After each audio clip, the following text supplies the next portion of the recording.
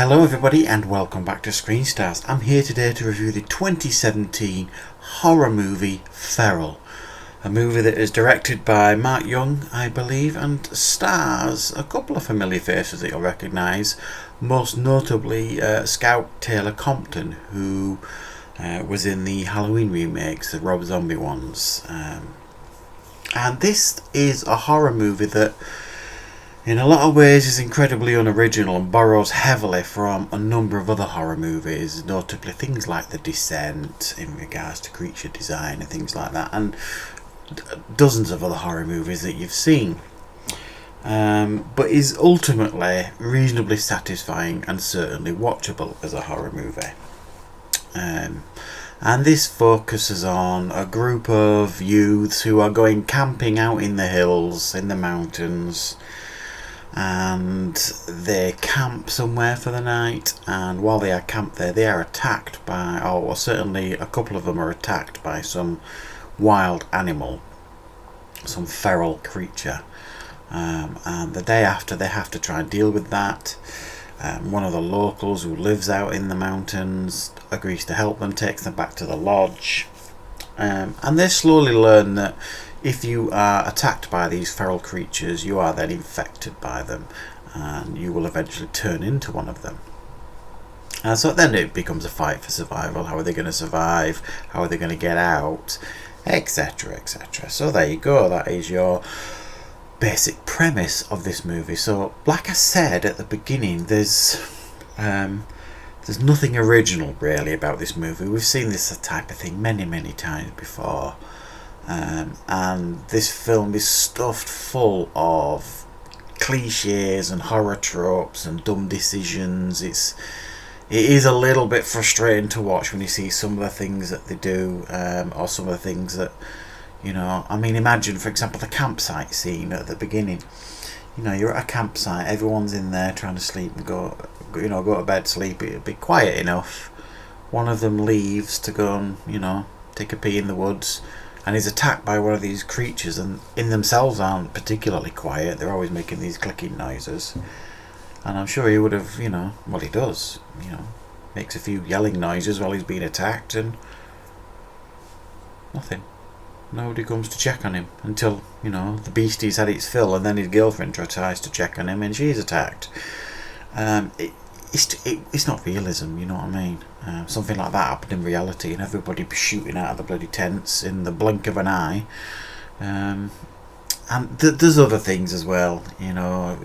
They're in this shack lodge place, and it's near the beginning of the movie, and one of them says, you can hear like this awful noise outside. I mean, it's awful noise, you know, you terrify you in reality.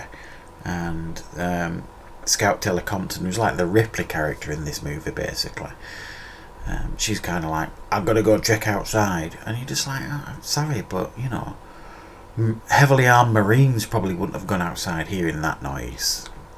And there's another guy, like the mountain guy, he knows what's going on, and he does try to warn everybody, and at one point he does a runner out of the shack, and you're just thinking, well, if you know what's out in there in them woods, you wouldn't do a runner. So like I say, it's stacked full of dumb decisions, this movie, the usual kind of stuff that you only get in horror movies, and it is a little bit frustrating to watch. However, there is some entertainment value to be had here. I think the creature design is pretty impressive, the effects are pretty impressive. They do remind you very much, like I say, of the creatures in Descent. I thought they did, definitely. There's reasonably gory scenes here and there. There's some reasonably decent body horror stuff going on here and there. The acting's fine throughout. All the characters are reasonably believable, if not particularly likeable. A lot of the characters you don't particularly like. I think Scout Taylor Compton's character she's almost too Ripley to feel real, do you know what I mean? She just goes into, you know, Ripley mode when it all kicks off, and she never slows down for a minute really. And they kind of try and explain it because she was raised by a hunter, you know, her dad, and it's just like a bit convenient. So yeah, I would be wrong if I said I didn't find some entertainment in watching this movie, because I did. It just didn't feel original at all. If this is your type of horror movie, you know, then I'm sure you'll probably like it, or maybe enjoy it far more than me. And I'm not saying I didn't enjoy it, I just found a lot of things in this to find fault with, or things that frustrated me.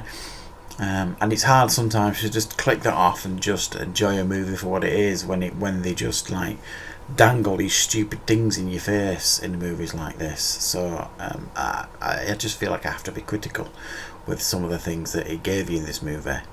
But yeah, the ending I'm pretty indifferent to. It doesn't really give you what you would call a satisfying ending. It's just an ending.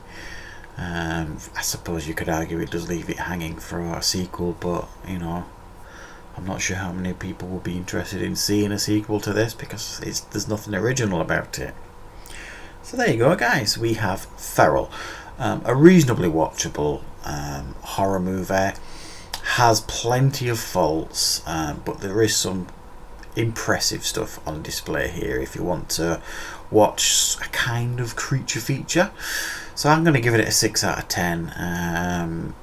It doesn't rise above that. It's just slightly above average for me. Watchable, reasonably enjoyable, but with many a cliche too. So there you go, guys. Thank you very much for watching.